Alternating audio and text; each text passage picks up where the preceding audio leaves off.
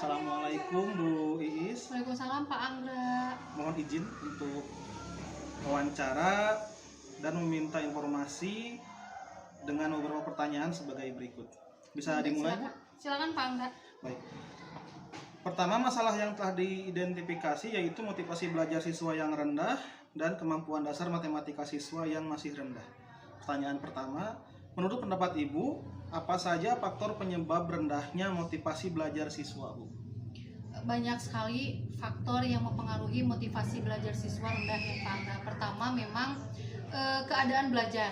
Ya, keadaan belajar, cara belajar siswa juga yang mungkin di guru penggerak sudah dipelajari tentang belajar berdiferensiasi. Nah, jadi bagaimana kita untuk meningkatkan motivasi dari siswa untuk belajar? Pertamanya yaitu kita harus mengetahui kesiapan belajar, lalu motivasi siswa apalagi terhadap matematika memang sangat rendah ya Pak Anggra ya. Kenapa? Karena memang pembelajaran itu merupakan momok yang sangat menakutkan bagi siswa ya. Kenapa? Karena memang dasarnya dari matematika itu mereka takut terhadap peraraban. Lalu bagaimana sih untuk meningkatkan motivasi siswa? Yang jelas pertama kita harus mencari cara deking yang supaya anak bisa mengerjakan matematika itu tidak hanya sesuai dengan apa yang diajarkan di buku, tetapi ada cara lain yang lebih bisa menyenangkan. Contohnya dengan menggunakan problem solving juga bisa. Bagaimana hasilnya setelah Ibu melakukan tindakan tersebut, Bu? Awalnya mungkin karena anak belum terbiasa, mereka masih banyak yang mengulang ya. Jadi kalau bahasa Sundanya itu ngehuleng itu bengong. Mungkin karena memang mereka butuh adaptasi juga. Tetapi lama-lama ketika kita memberikan motivasi, arahan dan juga menjadi fasilitator dalam pembelajaran, siswa tersebut menjadi lebih termotivasi dan hasil belajar siswa juga ada mengalami peningkatan. Alhamdulillah. Baik, kita lanjutkan ke poin yang kedua, Bu. Yang pertama, masih ada siswa kelas 5 yang belum bisa perkalian dasar dengan lancar. Yang kedua, masih ada siswa kelas 5 yang masih belum lancar membaca. Pertanyaannya, menurut pendapat Ibu, apa saja faktor penyebab masih adanya siswa kelas 5 yang belum bisa perkalian dasar dengan lancar, Bu? Udah kelas 5 padahal. Iya. Kebetulan Pak Anggra kelas 4 sama kelas 5 tidak terlalu jauh berbeda ya. Malahan untuk dari kelas 4 sudah dimulai menghafal raraban, karena memang mungkin tujuan utamanya adalah supaya siswa itu lebih paham, lebih ingat gitu ya. Padahal tidak seperti itu Pak Anggra, harusnya kita kan harus mencari cara cepat gitu ya, supaya lebih termotivasi. Ternyata dengan cara seperti itu tiap pagi tetap aja ada yang hafal, ada yang enggak. Nah, terus kenapa sih kok bisa sampai itu sampai anak itu tidak bisa raraban, membaca dan lain sebagainya? Karena memang kembali lagi ke daya serap siswa, lalu kesiapan siswa, lalu siswa ini senang belajarnya kan tidak hanya melulu kita arahkan untuk nalar ya, tidak untuk membaca aja terus nalar aja, tetapi memang sedangkan kita ini dituntut untuk anak itu bisa semua ya. Jadi memang mungkin apa yang menjadi penyebab masih adanya siswa kelas 5 yang masih belum lancar membaca, Bu? Jadi begini, kadang ada anak yang memang bukan hanya untuk bisa langsung ya. Kita dari kelas 1 mungkin ada yang tipe esas, lalu ada lagi yang sekarang kayak model Iqra, namanya itu abacaga. Nah, mungkin anak tersebut memang tidak tahu huruf. Bahkan kalau misalnya tidak hanya melulu ke daya ingat sih ya Pak Anggra, kadang-kadang ada anak juga yang kelainan seperti disleksia. Nah, jadi memang kita harus lebih lebih mengeluarkan lagi kemampuan kita, mengeluarkan kesabaran kita supaya memang anak ini dalam literasi dan numerasinya lebih meningkat. Tindakannya seperti apa itu? Nah, contohnya untuk di kelas 4, di kelas saya ada program yang namanya Tugu Tuku itu ya 1 minggu 1 buku, tapi untuk diterapkan kepada siswa yang memang belum lancar membaca, apakah harus sama? Misalnya bukunya buku fiksi atau buku yang bagaimana, kan mungkin tidak disamakan ya. Tetapi dengan adanya program Tugu Tuku ini, anak diharuskan untuk membaca meskipun memang kadang-kadang kita pinjam dulu nih ke kelas 1 atau ke kelas 2. Yang penting anak itu dalam 1 minggu itu membaca buku. Hasilnya gimana? Nah, saya boleh sebut nama Pak Angga? Oh iya. Saya punya siswa namanya Azka. Ananda Azka ini asalnya tidak bisa merangkai kata, misalnya hanya bisa 2 buku gitu. Tetapi sudah lama-lama adanya program Tugu Tuku ini, siswa tersebut sudah mulai lancar ke 3 suku kata gitu, misalnya ke Hasanah. Dan alhamdulillah mudah-mudahan berkelanjutan, dan Ananda Aska juga lebih mumpuni lagi dalam membaca dan juga numerasi dan literasinya. Jadi program itu berhasil ya? Mudah-mudahan lebih berhasil ya Bang Ray. Amin, siap.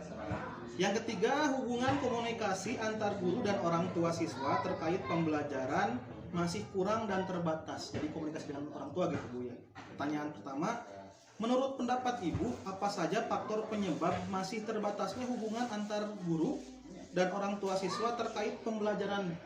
Ya. Nah, kita ini kan kemarin menghadapi masa pandemi. Ketika masa pandemi kita pembelajaran daring. Otomatis ketika daring itu ada gawai sebagai sarana penghubung kita dengan siswa dan juga dengan orang tua. Kenapa kok sampai tidak bisa ada keterbatasan gitu? Karena begini Pak Angra, memang kultur kita dan juga keadaan geografis kita kan pegunungan ya. Jadi ada yang tidak terjangkau oleh sinyal. Itu salah satu masalah yang besar untuk kami, bahwa memang keadaan atau keberadaan gawai ini menjadikan salah satu penghubung, tetapi menjadikan salah satu kendala juga bagi kami para guru untuk berhubungan dengan orang tua murid, terlebih untuk menginformasikan tugas, menginformasikan hasil belajar sehari-hari anak juga. Jadi memang keterbatasan seperti itu yang menjadi kendala yang paling utama. Tindakan apa yang Ibu lakukan untuk menghadapi masalah tersebut? Baik saat pandemi maupun sekarang selesai pandemi. Ya, kalau misalnya saat pandemi kemarin, ya mungkin kita mengadakan kunjungan rumah, gitu ya. Lalu sekarang sudah pandemi, sekarang kan udah mulai normal ya Pak Angraya. Nah, bagaimana kita mengadakan rapat dulu nih? Ya, rapat orang tua murid di awal tahun, karena kebetulan kita ini kan udah memasuki awal tahun pelajaran ya. Jadi mengadakan komunikasi lagi dengan orang tua, berkolaborasi itu yang lebih utama dengan orang tua siswa, karena memang kita kan jam mengajar di sekolah hanya beberapa jam ya, tetapi untuk kedepannya siswa tersebut kan lebih banyak di rumah. Jadi untuk mengkomunikasikan kepada orang tua untuk lebih lagi bisa membimbing siswa belajar di rumah. Hasilnya bagaimana itu? Sementara ini karena memang untuk yang dari kemarin ya, kita yang luring alhamdulillah sih ya berjalan dengan lancar. Untuk yang sekarang respon orang tua juga sudah baik, karena mungkin awal-awal pembelajaran ini guru baru, kelas baru, mereka lebih semangat, masih semangat baru juga Pak Angga. Jadi orang tua juga antusias menerima dan juga mau berkolaborasi, bekerja sama dengan guru untuk membimbing siswa di rumah gitu. Selanjutnya, yang keempat, guru belum mengoptimalkan model pembelajaran yang inovatif sesuai dengan karakteristik materi. Pertanyaannya, menurut pendapat Ibu, apa saja faktor penyebab guru belum mengoptimalkan model pembelajaran yang inovatif sesuai dengan karakteristik materi, Bu? Nah, ini kan kebanyakan masalahnya adalah di teknologi. Jadi bukannya belum banyak sih, masih ada sebagian guru yang terbatas kemampuan teknologinya ya. Mungkin saja misalnya kita ketika ingin mengoptimalkan pembelajaran dengan cara seperti yang model-model jigsaw dan lain sebagainya, tapi kan kita tetap harus menggunakan media yang lebih menarik untuk siswa. Nah, mungkin ketika guru belum bisa mengoptimalkan hal seperti itu karena memang mungkin keterbatasan dari guru tersebut untuk belum menguasai teknologi gitu, Pak. Apa tindakan yang Ibu lakukan untuk menghadapi masalah tersebut? Mungkin mengadakan IHT ya. IHT. IHT, lalu misalnya pada saat jam-jam istirahat kita sharing dengan teman sejawat, terlebih untuk meningkatkan dan mengoptimalkan apa saja sih yang harus ditingkatkan dalam pembelajaran di sekolah, terlebih untuk di kelas kita masing-masing. Hasilnya bagaimana itu? Sudah ada beberapa yang bisa menerapkan, misalnya menggunakan pembelajaran menggunakan Infokus. Ya, dari situ kita kan sudah bisa melihat ternyata IHT yang kita lakukan ini sudah mulai ada peningkatan dan sudah mengarah ke budaya yang lebih bagus. Selanjutnya yang kelima, terbatasnya pemahaman guru terkait materi literasi dan numerasi. Kemudian pembelajaran di kelas belum berbasis HOTS ya Bu. Pertanyaannya, menurut pendapat Ibu, apa saja faktor penyebab masih terbatasnya pemahaman guru terkait materi literasi dan numerasi? Jadi memang kalau sekarang diutamakan literasi sama numerasi, terlebih untuk kelas 5 ya Pak Angga, ada AKM kan. Nah, ini kenapa sih penyebabnya yang masih terbatasnya pemahaman guru terhadap literasi dan numerasi ini? Jadi memang mungkin informasinya yang belum merata diterima oleh kami, tetapi memang itu juga bukan merupakan kendala yang besar karena untuk informasi itu kan kita bisa searching ya, bisa Google juga, dilihat di Google dan juga info-info dari teman.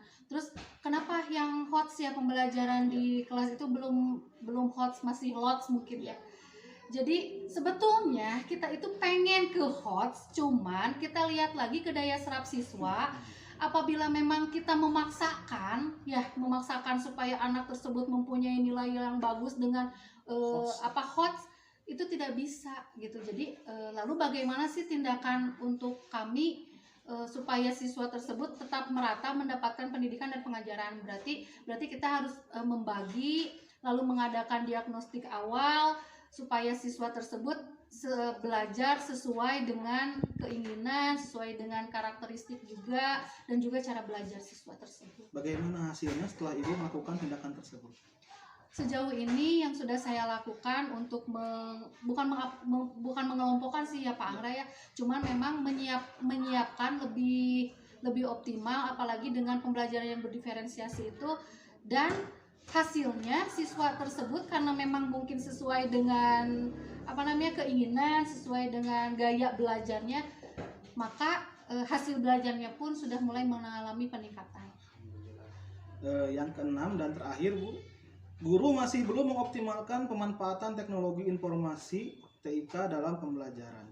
Pertanyaan pertama, menurut pendapat Ibu, apa saja yang menyebabkan guru masih belum mengoptimalkan pemanfaatan teknologi informasi dalam pembelajaran? Kembali lagi ke yang tadi ya, dibahas lagi bahwa memang tidak semuanya guru mumpuni dalam pengoperasian teknologi gitu. Jadi salah satunya adalah belum terupdate-nya ya Pak Anggra, pengetahuan, pemahaman guru tentang TIK tersebut.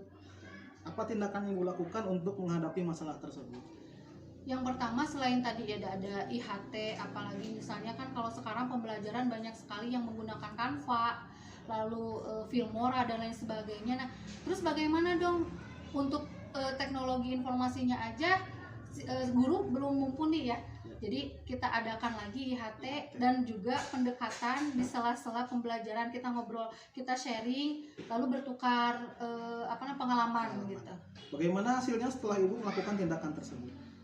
Pada awalnya mungkin guru merasa acuh ya, karena memang tanggel gitu kan, kalau kata bahasa Sundanya itu tanggel, kalau kata bahasa Indonesianya mungkin terlalu ribet gitu ya. Tetapi lama kelamaan karena memang yang kita suguhkan adalah untuk kemajuan siswa, maka guru tersebut berani untuk berubah dan akan menerapkan segala sesuatu untuk mengoptimalkan pembelajaran.